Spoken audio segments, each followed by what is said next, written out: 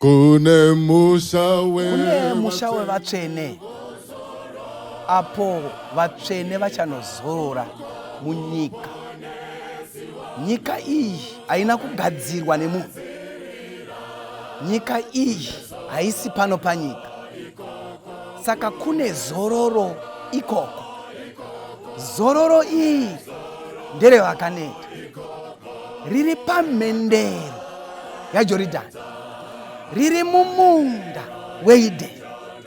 Imomo ndimo mune muti weupenyu.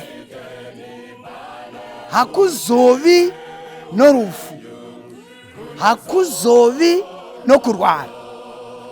Takagadzirirwa imba inogara narini. Saka tichazogara ikoko kunyika itsva. Kune zororo ikoko, kune zororo ikoko. Zororo iri manje nderevakaneta pano panyika. Pano panyika tinoneta vanhu vaMwari. Pano panyika pane zvinonetesa zvinopedza simba. But muimba ari kuti imbanyi vadyi venhaka, mufare kana muchienda. Hakuzovi nekurwara, hakuna urombo.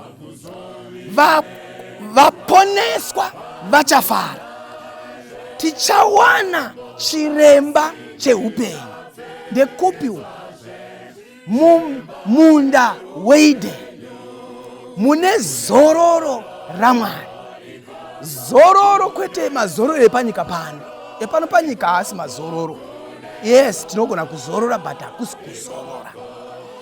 Ikoko kudenga ndo kune zororo pamhendero yaJorodhani, mumunda weEdheni, pane muti weupenyu, pane zororo ipapo. Saka muimbi oti imbanyi vadyi venhaka, farai muchienda, muchazozarurirazve mazambara eZioni. Kune zororo mudikani, kune zororo ikoko.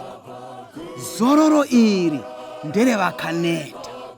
Kana wakaneta, uya kuna Jesu. Ndiye anokupinza muzororo iro. Kune zororo baba, kune zororo mai, kune zororo mning'ina, kune zororo mudikani revakaneta. Vanofanira kuuya kuna Jesu. Mwari akuitire zvakanaka.